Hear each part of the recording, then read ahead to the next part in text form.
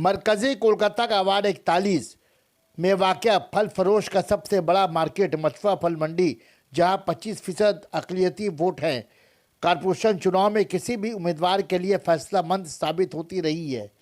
इस वार्ड में 20 सालों से सीपीआईएम काउंसलर रीता चौधरी का कब्जा रहा है। सीपीआईएम से कामयाब होकर हुक्मरानी करने वाली काउंसलर रीता चौधरी ने अचानक 2020 में सीपीआईएम को खैरबाद कहकर तृणमूल में समूलित इख्तियार कर ली और 2021 कारपोरेशन चुनाव में तृणमूल की उम्मीदवार के हैसियत से चुनाव लड़ रही हैं। उनके मुखालिफ बीजेपी नौजवान उम्मीदवार राजीव कुमार सिन्हा को उनका हरीफ बनाकर मैदान में उतारा है, तो दूसरी तरफ सीपीआईएम अपने 30 साल वफादार कॉमरेड निहाल अहमद को इस वार्ड पर दोबारा से सीपीएम का कब्जा करने के लिए रीता चौधरी के टक्कर में लाया है। अब देखना यह है कि इस वार्ड के वोटर्स जो हर कारपोरेशन चुनाव में रीता चौधरी को सीपीआईएम के टिकट पर कामयाब भी दिलाती रही है, इस बार तृणमूल की टिकट से लड़ने वाली रीता चौधरी को कितना कामयाब करती है, ये तो आने वाला वक्त ही बताएगा। इस वार्ड के तृणमूल उम्मीदवार रीता चौधरी का मुखालिफ बीजेपी उम्मीदवार और सीपीआईएम उम्मीदवार का कहना है कि इस वार्ड का तरक्याती काम नहीं हुआ है।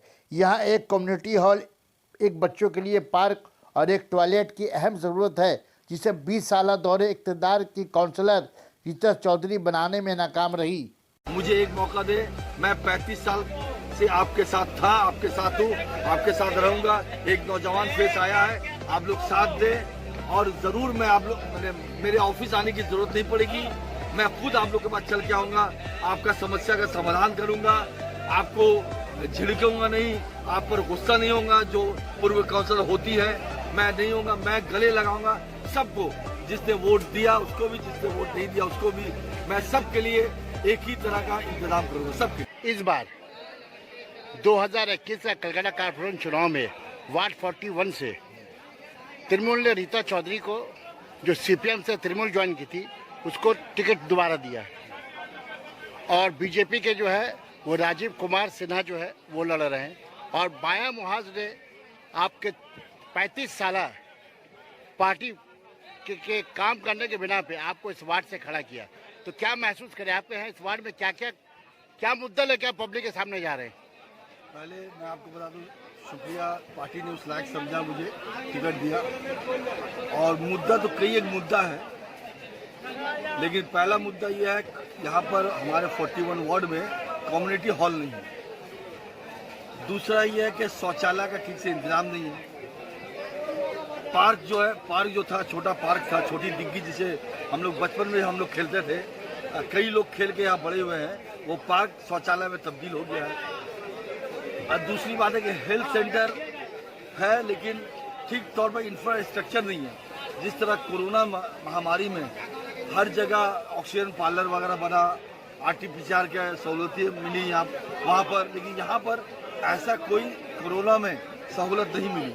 तो मुद्दा है, उस मुद्दे में आवाम की तरफ से भी कई एक मुद्दा आ रहा है। रहने का यहाँ प्रॉब्लम है, रहाइश का मसला है, यहाँ डेंगू मलेरिया काफ़ी है, हाइजीन का मसला है। यहाँ इस इलाके में कई एक जगह में मुक्ताराम बाबू स्ट्रीट, आपका कपूर गली, आपका बिस्ती पाड़ा, सैयद साले लेन वगैरह में गार्बेज सफाई नहीं है, जिसका सही इंतज़ाम नहीं है। 100 दिन तक लड़के लोग काम करते हैं, लेकिन ठीक तौर पर इंतज़ाम नहीं हो पाता है, जिसकी वजह से यहाँ पर गार्बेज सफाई नहीं होता है, जिसकी वजह कर यहाँ पर डेंगू और मलेरिया का महामारी ज़्यादा है।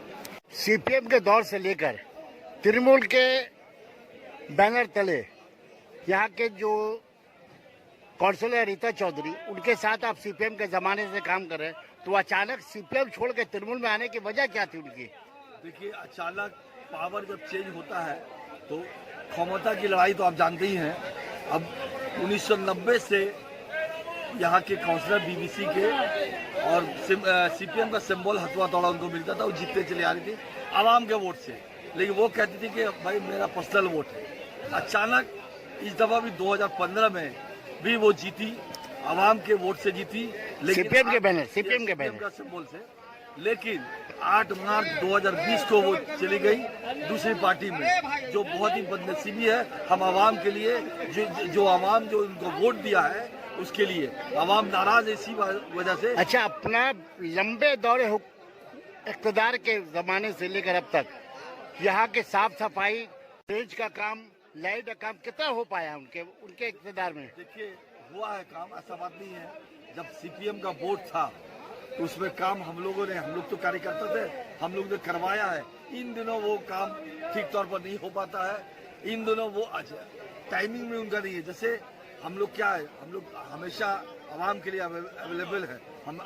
आवाम एक फोन करता है, हम लोग चले आते हैं, लेकिन उनका टाइमिंग है, उनका ठीक तौर पर आवाम से पूछिए। यानी आवाम से उनका राब्ता बिल्कुल नहीं रहा तृणमूल में आने के बाद। जब तक वो बाया मुहाज सीपीएम में थे, आवाम से उनका राब्ता था। लेकिन इन दिनों राब्ता नहीं है और इन दिनों जाने रहे माहौल कैसा हो। अच्छा, आप जो आवाम के पास वोट लेकर जा रहे हैं, तो वोटर का क्या कहना, कैसा आपको रिस्पॉन्स दे रहे हैं? वो रिस्पॉन्स तो बहुत अच्छा मिल रहा है। और न्यू फेसेस चाहिए, वोटर्स को यंग फेस चाहिए जो हम हैं। और लोग कह रहे हैं कि भाई 1990 से मैं सीपीएम के हसवा हथौड़ा को देता आया हूँ, इस दफा में मैं उसी निशान में दूंगा।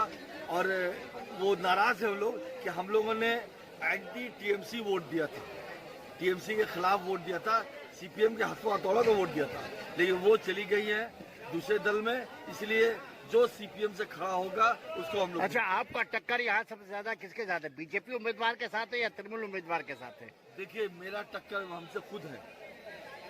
मेरा टक्कर किसी से नहीं है। मैं खुद मैदान में हूँ, जीतने के लिए हूँ और सभी मेरे खिलाफ है। मैं अकेला हूँ और मैं अकेला ही चला था जाने में मंजिल, मगर लोग साथ आते गए, कारवां बनता गया। अच्छा, बहुत टॉयलेट है कहाँ, बहुत बंदोबस्त होना चाहिए। यहाँ रास्ता घाट, वाटर लॉगिंग होता है मुख्ताराम मूवी स्ट्रीट में, मने के 3-3, 4-4 दिन पानी भरा रहता है और भी यहाँ पर गार्बेज उठता नहीं है। सही, ये आपका मदन चटर्जी लेन बोलिए, लाइनर देव रोड बोलिए, सब जगह गार्बेज उठता नहीं है। जो हम वोट आने से, हम कौंसलर होने से, ये सब का काम। आप यहाँ के वोटर को क्या अपील करना चाहेंगे? मैं वोटर को यही अपील करना चाहता हूँ, मेरी विनती है, मेरी गुजारिश है, मुझे एक मौका दे। मैं 35 साल से आपके साथ था, आपके साथ हूँ, आपके साथ रहूंगा। एक नौजवान फेस आया है, आप लोग साथ दें और जरूर मैं आप लोग, मेरे ऑफिस आने की जरूरत नहीं पड़ेगी। मैं खुद आप लोग के पास चल के आऊंगा, आपका समस्या का समाधान करूंगा, आपको झिड़कूंगा नहीं, आप पर गुस्सा नहीं होगा जो पूर्व काउंसलर होती है, मैं नहीं होगा। मैं गले लगाऊंगा सबको, जिसने वोट दिया उसको भी, जिसने वोट नहीं दिया उसको भी। मैं सबके लिए एक ही तरह का इंतजाम करूंगा, सबके लिए। बहुत बहुत शुक्रिया आपका जो है इकरा उर्दू न्यूज़ सोशल मीडिया के नुमाइंदों के साथ जुड़ने का। शुक्रिया।